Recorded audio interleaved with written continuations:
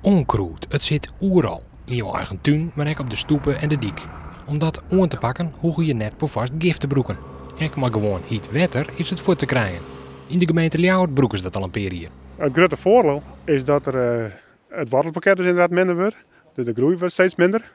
Maar je haalt volle minder afval. In de verliezen waar er is borstelen. En dan hier dus ook het afval, zeg maar, dat moest ook weer opvaren worden. Dus we krijgen ook minder afval wat dan weer voortgebracht moet worden. Het hitte wetter zorgt dat het onkruid net alleen gewoon de boppenkant, maar ook diep in de groen bij de wortels bestreden wordt. Het wetter wat hieruit komt is 8, 99 graden, dus zijn het 4,1. En daarmee krijgen de planten dus die? Ja, alle onkruidsoorten die krijgen wij, maar dit hitte wetter krijgen we kapot.